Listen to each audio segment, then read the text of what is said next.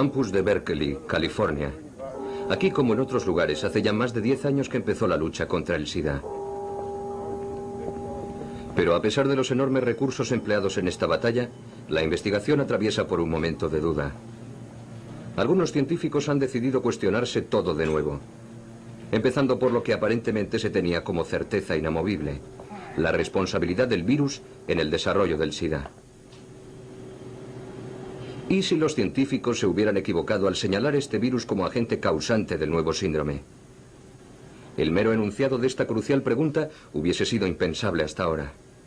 Sin embargo, escuchen las razones que han conducido a estos científicos a formulárselas seriamente. Son el profesor de biología molecular Peter Duisberg, de la Universidad de Berkeley, y su colega Richard Stroman.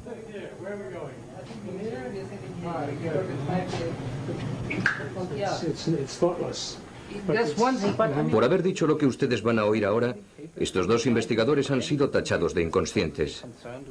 Sin embargo, forman parte de la élite científica norteamericana. Yo no creo que se haya descubierto aún la causa del SIDA. Desde luego que no. Si se hubiera descubierto, a lo largo de estos 10 últimos años hubiéramos avanzado enormemente en su tratamiento y en su prevención. Pero no ha ocurrido así. Se están descubriendo muchas cosas acerca del VIH. Esto no se cuestiona.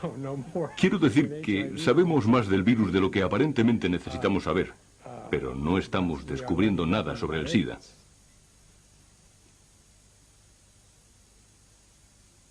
SIDA, la duda.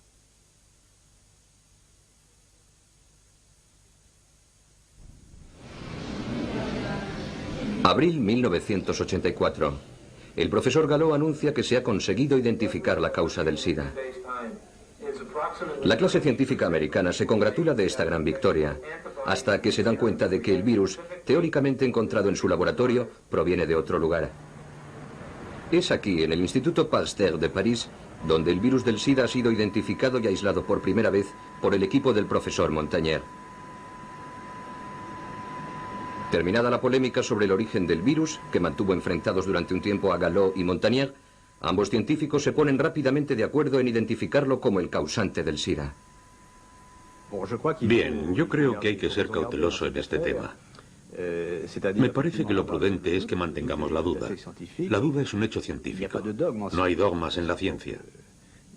De cualquier manera, yo no creo que al decir que el VIH es la causa del SIDA esté enunciando un dogma religioso. Mi opinión es que se trata de una afirmación basada en datos. Datos que actualmente son numerosos y que a medida que pasa el tiempo van en aumento. Cada vez es más pequeño el número de personas que rechaza estos datos. Hay que estar ciego, sordo y mudo para no aceptar que este virus está efectivamente asociado al SIDA. Al igual que el profesor Wayne Hobson que vemos aquí, todos los científicos del mundo coinciden en que el enemigo a combatir es el VIH. Todos menos uno. Peter Duisberg se opone con argumentos a la hipótesis oficial de que el VIH es la causa del SIDA. Entiendo que Duisberg planteara este tema en su momento, porque entonces aún no existía una toma de conciencia general de que todavía no disponíamos de los elementos suficientes para afirmar que esto era así. Pero yo nunca estuve de acuerdo con Duisberg. Para mí los hemofílicos y los niños infectados eran prueba suficiente. Además estaba la cuestión del SIDA en los monos. Pero él planteó el asunto y una de dos. O le respondíamos o le ignorábamos. La actitud de la comunidad científica despreció en cierto modo a Duisberg porque, en vez de responderle con argumentos científicos, reaccionó escandalizándose. ¿Pero esto qué es? ¿Cómo se puede decir una cosa así en nuestros tiempos? A partir de 1987, la polémica planteada por Duisberg sobre la implicación del VIH en el SIDA se debatió en la prensa científica. Pero las escasas respuestas aportadas por sus colegas no le hicieron cambiar de opinión. Aún hoy, él opina que no está suficientemente probada la implicación del VIH en el SIDA. El VIH que vemos en estas imágenes pertenece a un determinado tipo de virus, los llamados retrovirus, que Duisberg lleva estudiando desde hace más de 30 años.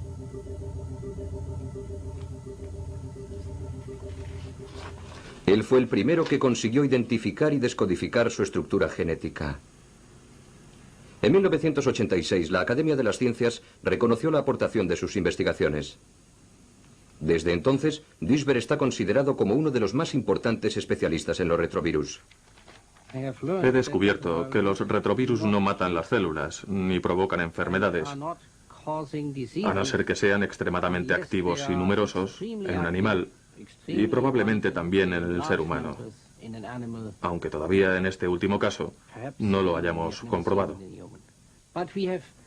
Pero aún no hemos encontrado un solo animal o ser humano que esté libre de la presencia de retrovirus. Todos los seres vivos albergan retrovirus idénticos al VIH. Están en estado latente, presentan la misma estructura genética, el mismo mecanismo de replicación, la misma tasa de mutación, idéntica transcriptasa inversa. Son exactamente iguales, pero no producen enfermedades. Son los virus menos dañinos que hemos observado jamás. Por eso, desde hace casi 20 años, muchos de nosotros estamos estudiando los retrovirus como posibles agentes productores del cáncer, precisamente porque no matan a las células. Duisberg aplica esto mismo al VIH y deduce que el virus del SIDA no puede destruir los linfocitos T4, que son las células que permiten al organismo luchar contra las infecciones. Aun suponiendo que pudiera destruirlas, se ha podido observar que el VIH infecta muy poco los linfocitos T4. Dicho de otra forma, existen muy pocas probabilidades de que pueda provocar daños importantes en el sistema inmunológico. Además, entre el momento de la infección por el virus del SIDA y la aparición de los primeros síntomas de la enfermedad, transcurre un periodo de tiempo que puede llegar a ser de 5 a 10 años o incluso más, lo que demuestra que es un virus de comportamiento absolutamente atípico. Las enfermedades causadas por virus aparecen cuando muchos virus atacan a muchas células. Si un virus ataca una sola célula, la infección no es perceptible. Si una persona está infectada por la gripe, la sífilis, la gonorrea o un herpes, al cabo de 2 o 3 semanas aparecen los síntomas.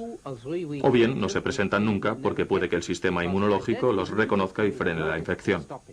Por eso pasamos por un periodo de latencia de 1, 2 o 3 semanas, a veces solo de días, porque el virus necesita reproducirse en gran número en nuestro organismo para matar células. Entonces es cuando nos ponemos enfermos. No hay ninguna explicación lógica para aceptar el hecho de que una persona que se infecta hoy consiga neutralizar el virus con su sistema inmunológico y se convierta en seropositiva y desarrolle la enfermedad 10 años después.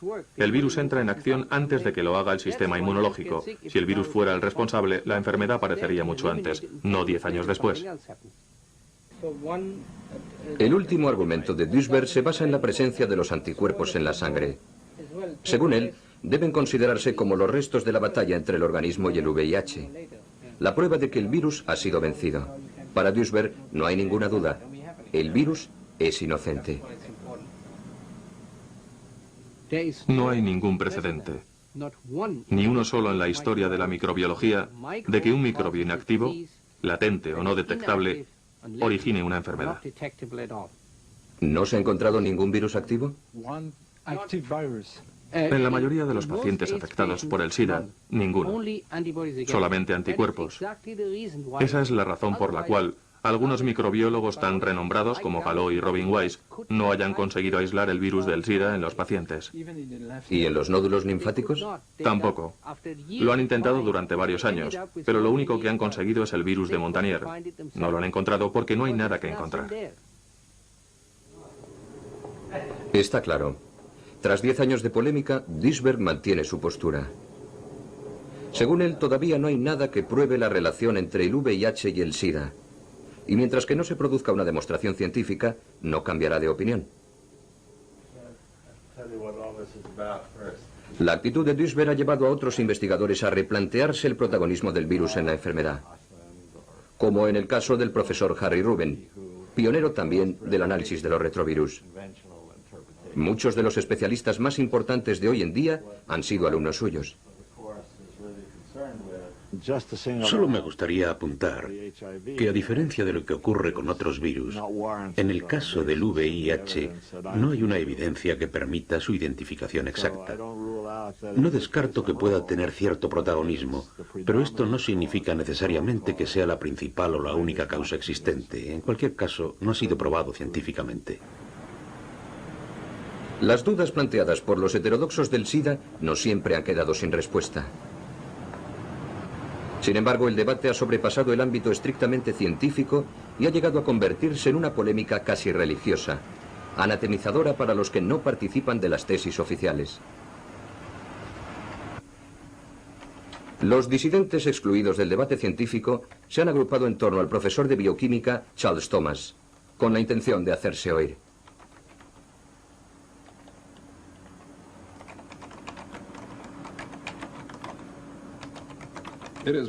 La opinión generalizada entre la gente es que el causante del SIDA es un retrovirus conocido por VIH. Sin embargo, muchos científicos biomédicos ponen en duda esta hipótesis. Nosotros proponemos que un grupo de científicos independientes pondere de manera exhaustiva todas las pruebas existentes a favor y en contra de esta posibilidad. También proponemos que se efectúen estudios epidemiológicos críticos.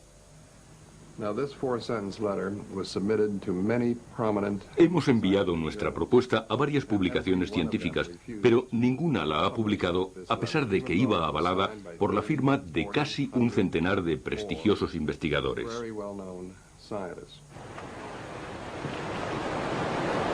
Hasta el momento, 3 premios Nobel han manifestado públicamente sus dudas acerca de la tesis oficial.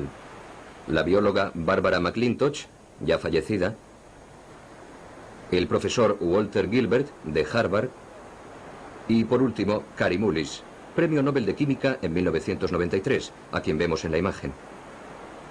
Actualmente reside en San Diego, en la costa de California. Kary Mullis es el inventor del APCR, un procedimiento que permite aislar y observar los genes ampliados de un microorganismo. Este descubrimiento ha revolucionado el trabajo de los científicos en todos los laboratorios del mundo y se ha convertido en un instrumento valiosísimo en la investigación sobre el SIDA, lo que ha llevado a Mullis a profundizar en este tema y a poner en duda determinados aspectos incuestionados hasta ahora.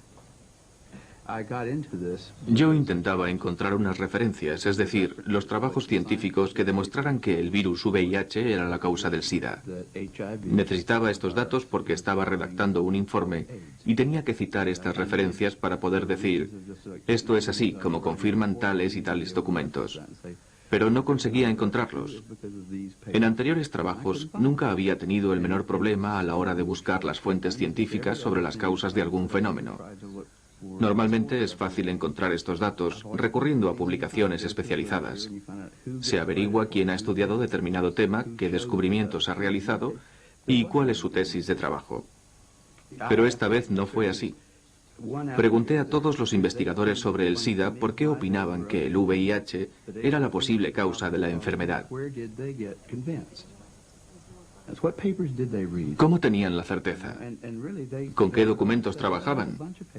Todos me contestaban, pues hay un montón de datos que lo avalan. Y yo les decía, ¿podría decirme exactamente cuáles? Yo estaba deseando encontrar lo que buscaba para terminar mi trabajo. Necesitaba esos datos para citarlos en mi informe sobre el VIH en la sangre. Solo quería eso. Solo quería documentar mis teorías y para ello necesitaba la prueba de que el VIH era la posible causa del SIDA. Pero no pude conseguirlo. Nadie me daba la respuesta. Siempre me contestaban que los papeles los tenían en la oficina y yo decía, bueno, pues envíeme esos documentos desde su despacho, pero nadie lo hizo.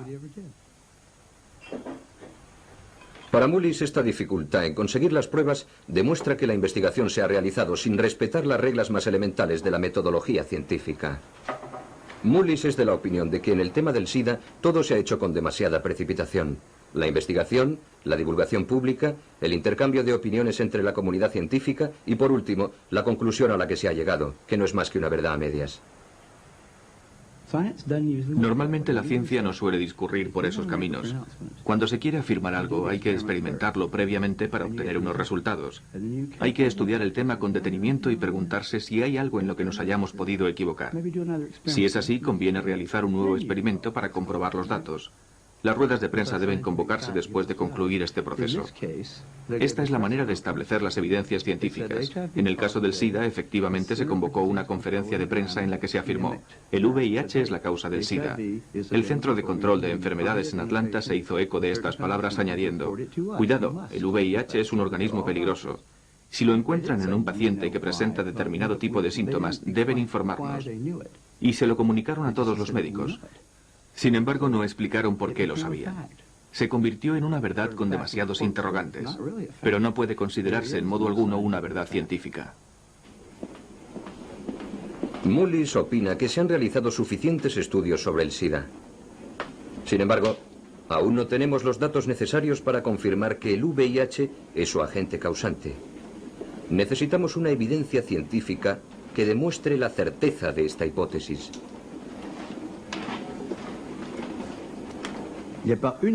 No disponemos de una evidencia científica, solo hay un muestrario de argumentos. Permítanme un símil. Tenemos un culpable al que no hemos visto asesinar a su víctima. No le han pillado infraganti, pero existen pruebas en su contra, manchas de sangre o lo que sea, y se le lleva a juicio. Y ocurre como en el caso del señor O.J. Simpson, que aunque hay ciertas evidencias que le inculpan, por distintos motivos el asunto toma un sesgo diferente. El profesor Montagnier dispone de un descubrimiento reciente que contradice los argumentos de sus adversarios sobre el estado latente del virus previo al desarrollo de la enfermedad. Dos artículos publicados en la revista científica Nature sostienen la teoría de que el virus no pasa nunca por un periodo latente. Desde que el individuo se infecta, el VIH y el sistema inmunológico libran una batalla encarnizada. Batalla que finaliza con la victoria del virus. John Maddox, redactor jefe de la revista, ha pedido a Duisberg, a Mullis y a los que rechazan el protagonismo del VIH en el SIDA que reconozcan públicamente su equivocación.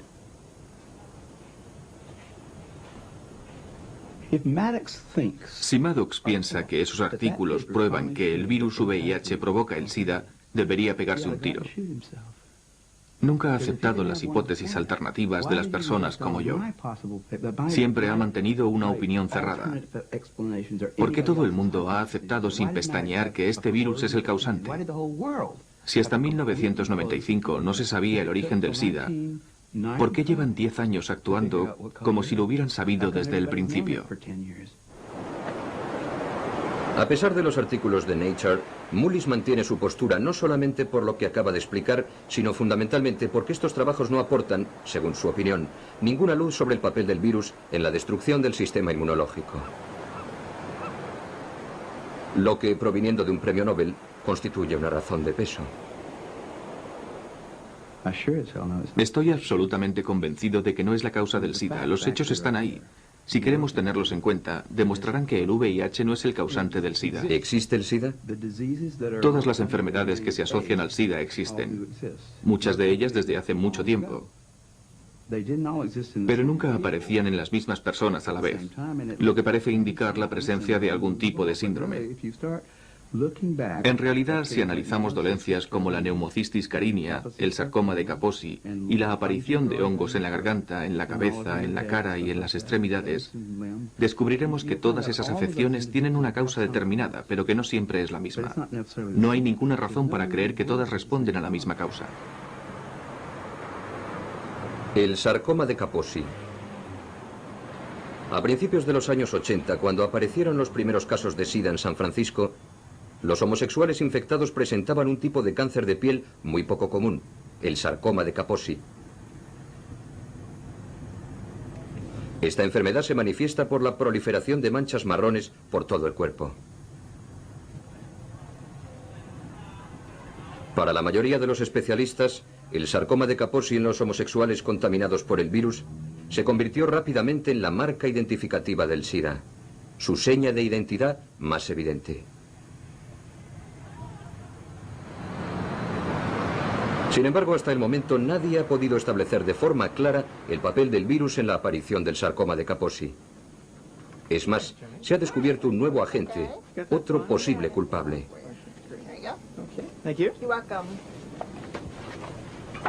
El doctor Harry Haberkos del Departamento de Drogas de Rockville, Estados Unidos, ha estudiado los efectos de las drogas.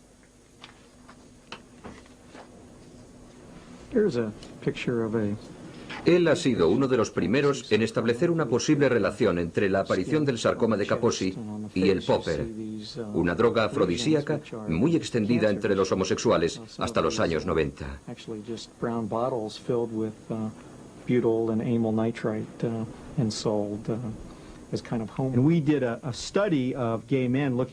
Hicimos un estudio entre los gays analizando su comportamiento, sus hábitos sexuales, las drogas que tomaban, etc.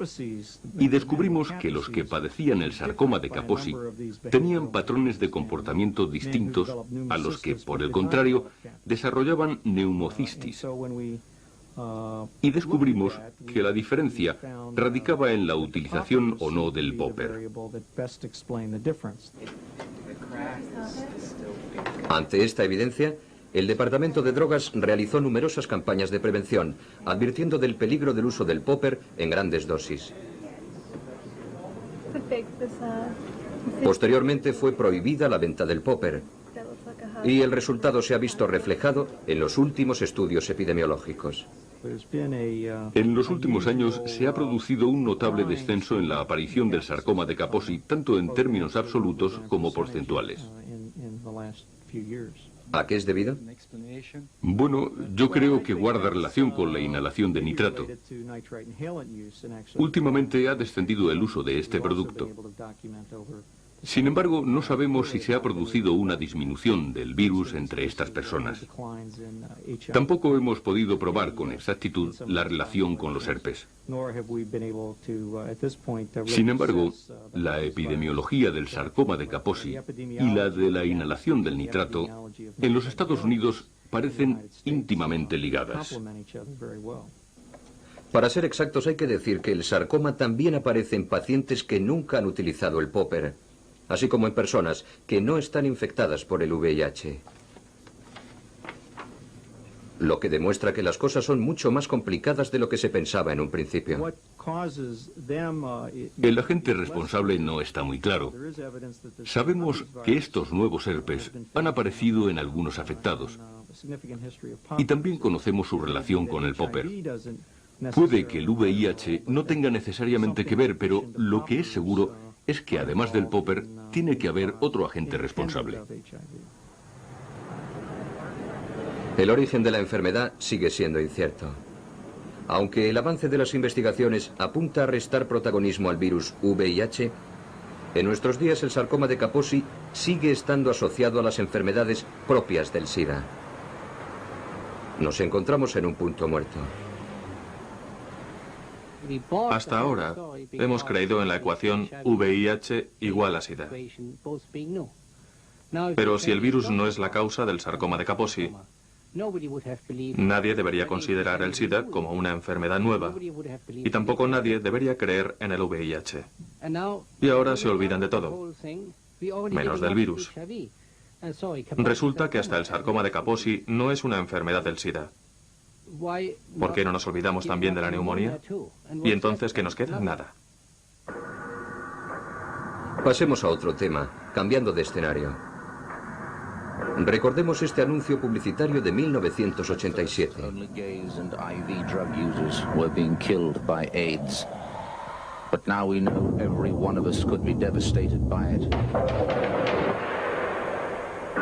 The fact is, over 50,000 men, women and children now carry the AIDS virus.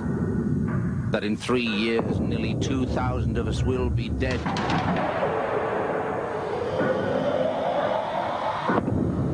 That if not stopped, it could kill more Australians than World War II. Sin embargo, hasta el momento en Australia se han detectado menos de 10.000 casos de SIDA, en vez de los 50.000 que preveía el anuncio. Fundamentalmente homosexuales y toxicómanos. No queremos quitarle importancia a la enfermedad, ni señalar acusadoramente a los grupos de riesgo.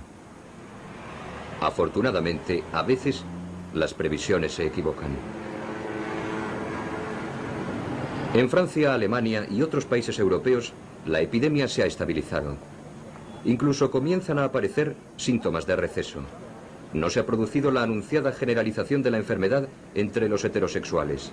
Seguramente han influido las campañas de prevención, pero también existen otras razones.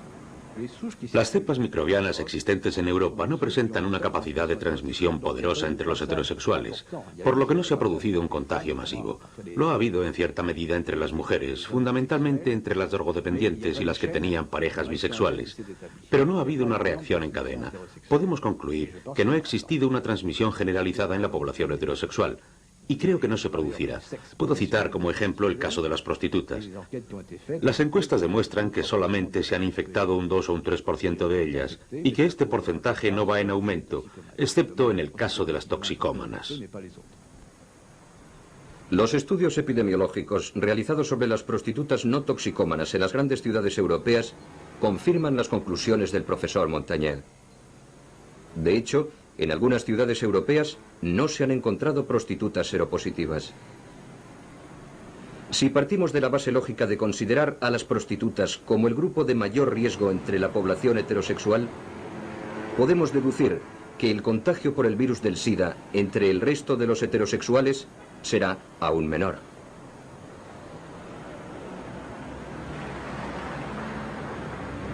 ¿Debemos, por tanto, concluir que no se producirá una propagación del virus entre la población heterosexual? Los datos que posee el Centro Europeo para la Vigilancia del SIDA, organismo que dirige la mayor parte de los estudios epidemiológicos, no apuntan en esa dirección. El VT2 diferente del VT3. En general, es verdad que los homosexuales y los toxicómanos siguen siendo, 15 años después de la aparición de la enfermedad, los grupos más afectados. Mucho más que la población heterosexual. Pero esto no quiere decir que en el futuro no se produzca la propagación del SIDA a este otro segmento de la población. En realidad, estamos asistiendo a una difusión lenta y progresiva del virus, mucho menos fulminante que la de los otros dos subgrupos. La extensión de la enfermedad parece haberse estabilizado. Pero este fenómeno no debe hacernos bajar la guardia. Lo que ocurre es que el riesgo de contagio de los heterosexuales es menor y, por tanto, la epidemia se extiende lenta y dificultosamente. La amenaza del SIDA que ha planeado sobre Europa en los últimos 10 años parece haberse alejado para centrarse en África.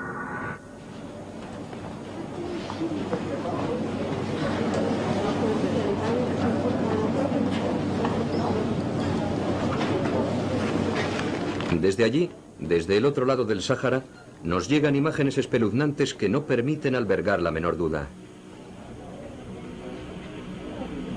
El SIDA azota a todos por igual: ancianos, jóvenes, mujeres y hombres. Según la Organización Mundial de la Salud, millones de personas están infectadas por el VIH. La epidemia se ceba en el continente. ¿Quién podría poner en duda la magnitud de la tragedia? En estos países, la polémica no se centra sobre el alcance de la enfermedad, sino sobre el nombre que debemos asignarle. África se muere, pero ¿de qué? Es verdad. Sé por experiencia que los test que se realizan aquí, muy sensibles y específicos, pierden eficacia al aplicarlos a sueros africanos. Ello es debido a varias razones. En primer lugar, los africanos padecen infecciones recurrentes o crónicas, como el paludismo, lo que provoca una tasa de anticuerpos anormalmente elevada. Por tanto, se pueden producir reacciones no específicas que den lugar a errores en los resultados, a falsos seropositivos en las pruebas de SIDA. También existe una enorme diversidad en las cepas africanas. Encontramos allí todas las variantes posibles del virus. Y en muchas ocasiones las pruebas no están convenientemente adaptadas. Por tanto, es necesario realizar un estudio exhaustivo. ¿Ponen en duda nuestras hipótesis los datos que llegan de África? No lo creo, porque todas las estimaciones han sido obtenidas mediante métodos diferentes y muestran un abanico de posibilidades. Basta visitar cualquier hospital de África para darse cuenta de que la mayoría de los pacientes padecen el SIDA.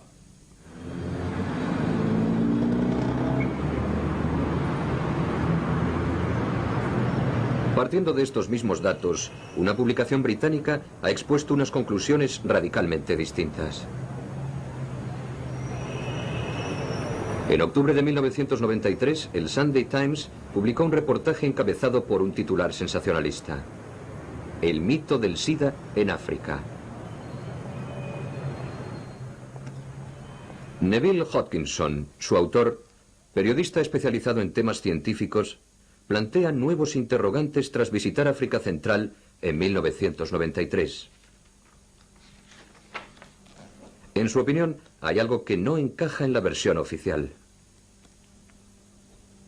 ¿Está África realmente enferma de SIDA? No si definimos el SIDA como una nueva enfermedad infecciosa. África sufre y se muere debido a la malnutrición, al resurgimiento de la malaria, a la tuberculosis. Muchas personas necesitan atención médica, pero no, yo no he encontrado ninguna evidencia que demuestre el surgimiento de una nueva epidemia. Neville Hodgkinson viajó por África durante varias semanas. Primero visitó Kenia, después Tanzania, luego Zambia y por último Zimbabue. Nos cuenta el miedo de los africanos al SIDA, más extendido que la propia enfermedad, y las razones que lo explican.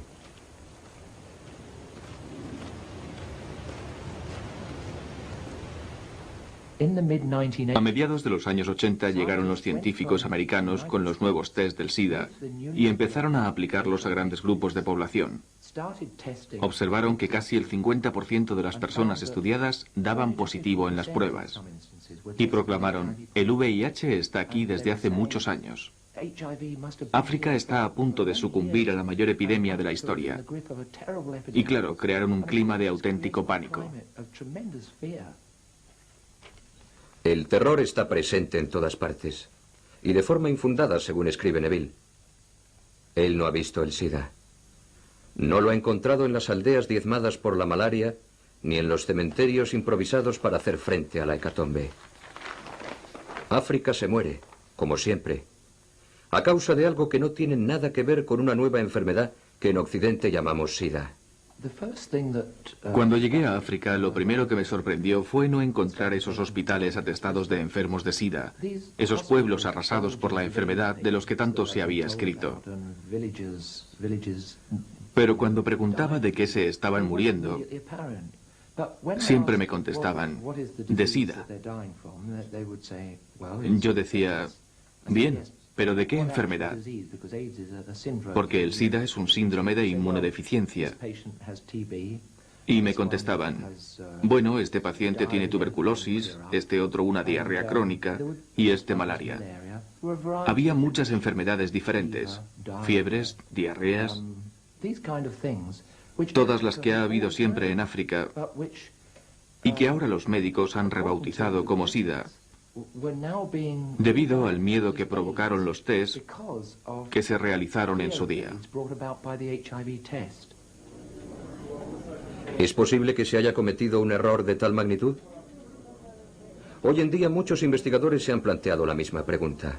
El profesor Issex, un científico norteamericano, ha realizado recientemente un estudio en Zaire en el que muestra que las personas afectadas por la lepra, no por el VIH, reaccionan positivamente a las pruebas del SIDA. Paradójico. Issex resalta que los resultados de los test deben ser interpretados con suma cautela cuando se trata de pacientes infectados por enfermedades micobacterianas, como por ejemplo la lepra y la tuberculosis. Afirma que los test no son un elemento suficiente para diagnosticar el SIDA en las regiones de África Central donde dichas enfermedades están muy extendidas, es decir, casi todo el continente. Es una pésima noticia, porque la tuberculosis y la lepra están absolutamente extendidas por toda África. Pero como siempre que informamos sobre esto, ningún científico especializado se ha hecho eco de nuestras palabras. Pretenden seguir adelante como si nada hubiera ocurrido. Hasta el momento, Hodgkinson no ha obtenido respuesta alguna. Ni por parte de los periodistas que están en desacuerdo con él, ni por parte del propio profesor Issex.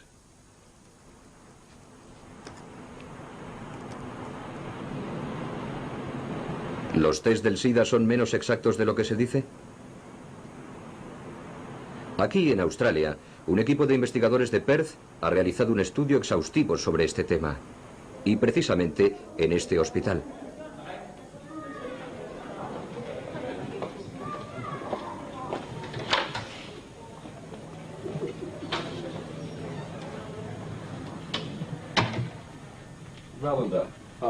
Tres investigadores han revisado prácticamente todo lo que se ha dicho y escrito sobre las pruebas del SIDA para intentar responder a esta pregunta. ¿Un test positivo prueba de forma inequívoca el contagio por el virus del SIDA? El resultado de su trabajo sobre el Western Blot, el test teóricamente más fiable de todos los existentes, fue publicado en 1993 en la revista Biotechnology. Hay muchos datos que demuestran que el test ha sido considerado fiable antes de haber sido convenientemente comprobado. Este es el punto clave de nuestro trabajo. Se ha puesto en tela de juicio la fiabilidad del test. Quizá estemos dando por buenos unos resultados inciertos. Debemos recordar que el test jamás detecta el propio virus, sino los anticuerpos que han reaccionado a la presencia del virus en el organismo. ¿En qué consiste el test del SIDA? Se desarrolla en dos etapas. La primera es el test ELISA.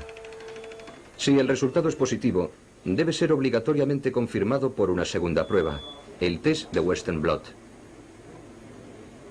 El Western Blot consiste en una bandeja sobre la que han sido fijadas las diferentes proteínas del virus. Dicha bandeja se pone en contacto con el suero del paciente. Si el suero contiene anticuerpos contra el virus, las proteínas aparecen en forma de bandas negras. El test es positivo cuando la bandeja presenta varias bandas negras. Hasta aquí todos de acuerdo, pero posteriormente las cosas se complican porque los criterios valorativos cambian de un país a otro. Francia no tiene los mismos criterios que los Estados Unidos para aceptar una prueba positiva. Dichos baremos varían también en Australia o en África.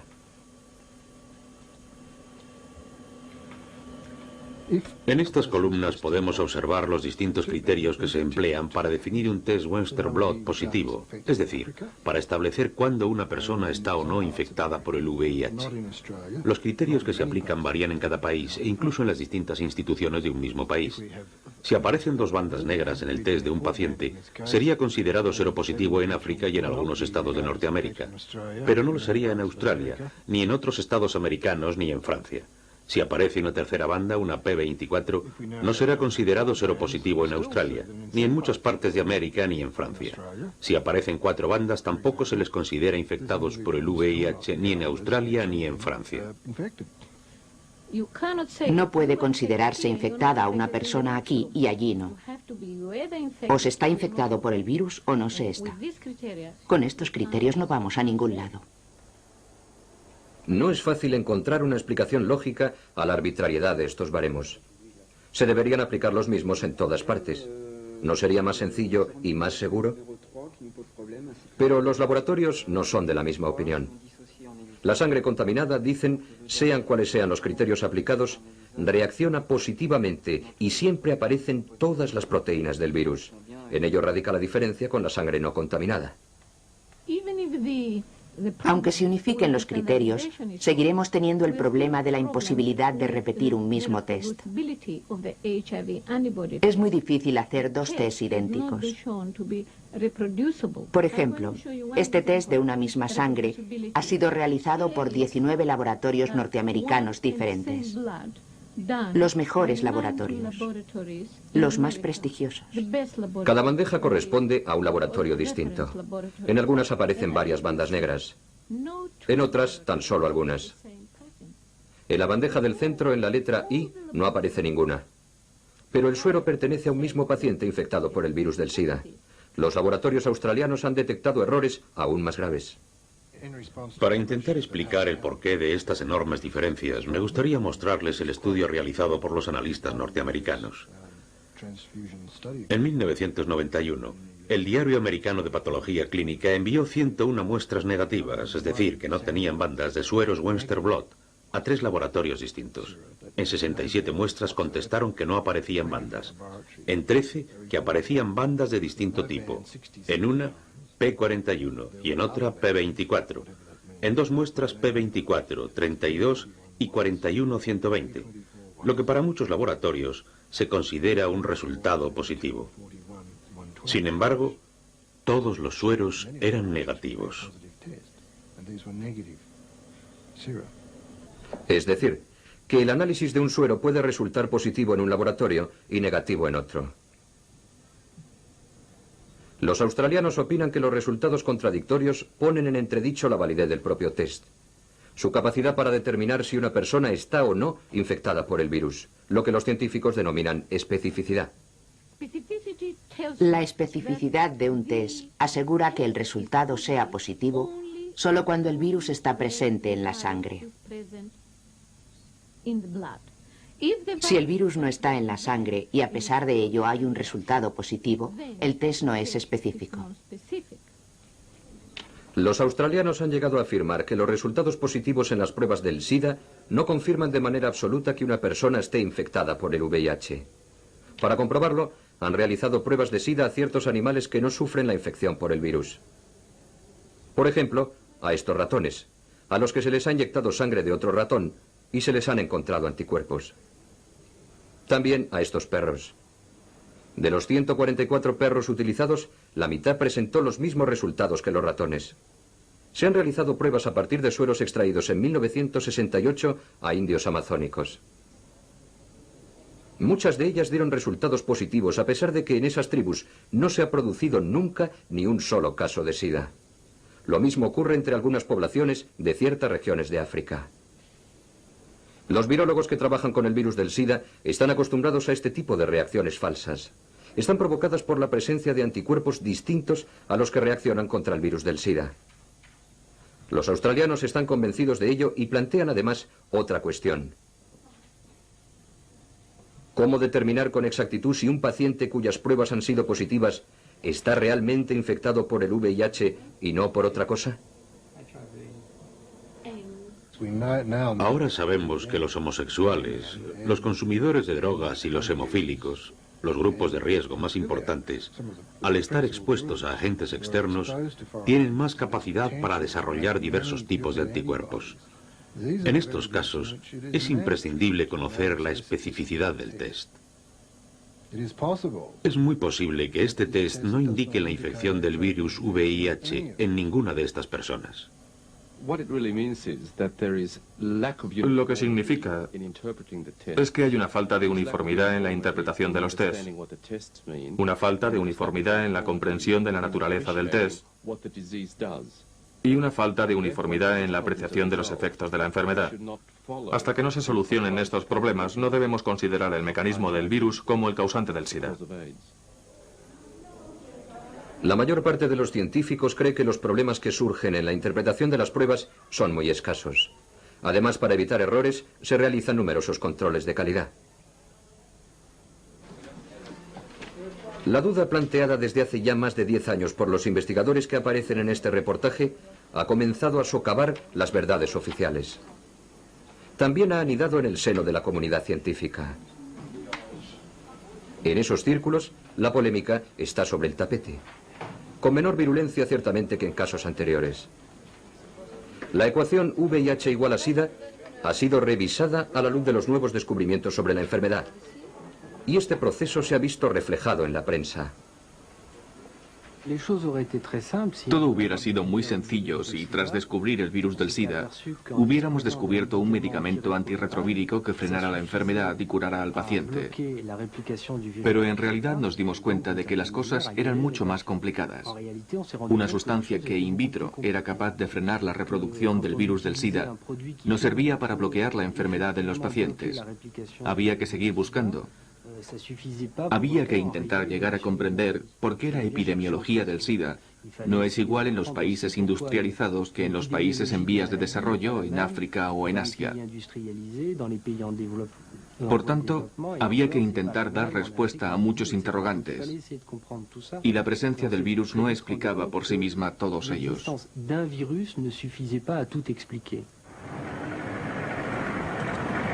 El propio Luc Montagnier, descubridor del virus, ha sido uno de los primeros en relativizar el papel del VIH y señalar la existencia de otros factores asociados al virus que desencadenan el SIDA.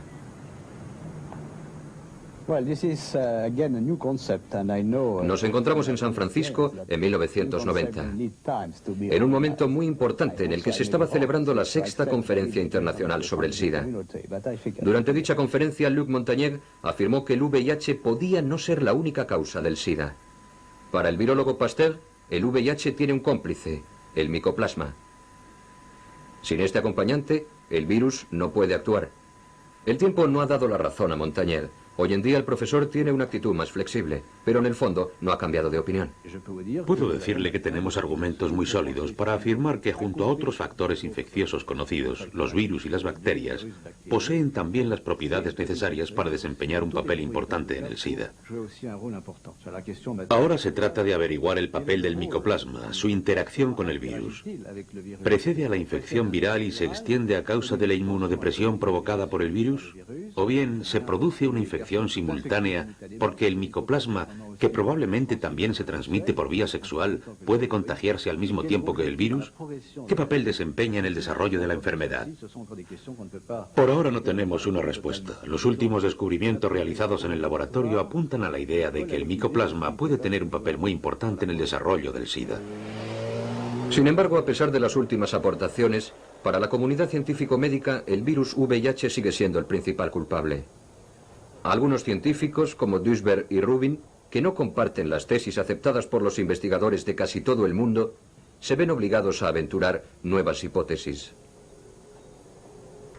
A buscar nuevos culpables, con sus escasos medios y con la única ayuda de la certidumbre basada en la experiencia adquirida en sus campos de investigación. En todo el país, en todos los pacientes de SIDA, no se ha realizado ni un solo estudio científico sobre los efectos a largo plazo de las drogas inyectadas o inhaladas. No se ha llevado a cabo ninguno. Aunque ya han muerto 150.000 afectados por el SIDA, que eran consumidores de drogas intravenosas. 250 que inhalaban popper, tomaban anfetaminas, y que murieron o enfermaron de SIDA debido al consumo de estas drogas. Básicamente, mi opinión es que hay muchos factores coadyuvantes y que el VIH puede ser uno de ellos. No descarto esa posibilidad, como tampoco descarto el papel de las drogas y de otros hábitos de vida. Las drogas intravenosas y otros agentes de contagio, e incluso la intervención de otros microorganismos. Esta hipótesis puede resultar sorprendente, pero cuando menos merece ser científicamente argumentada. Pero esa es otra historia. Nuestro objetivo es demostrar que existen varios puntos oscuros en torno a las causas del SIDA y que, por prudencia, se debería prestar atención a todas las posturas, a todas las hipótesis, hasta las más inquietantes. Nos gustaría que el siguiente testimonio fuera algo más que una simple aportación. Nos referimos a Daniel Kosland, antiguo redactor jefe de la revista Science. Escuchemos sus palabras. Seguiremos debatiendo sobre la causa del SIDA hasta que consigamos curarlo. Hasta entonces, siempre habrá personas que digan que no vamos por buen camino, que deberíamos intentarlo por otras vías. No creo que consigamos evitar que pongan en tela de juicio nuestro trabajo hasta que encontremos la solución. Cuando ésta aparezca, el debate habrá llegado a su fin. ¿Considera positivo que personas como Duisberg y otros mantengan abierta la polémica? Sí, absolutamente. Aunque Duisberg ha hecho afirmaciones con las que no está de acuerdo la mayoría de la gente, es importante que se conozcan para demostrar que no somos un búnker apegado a una verdad absoluta. Es el único camino posible.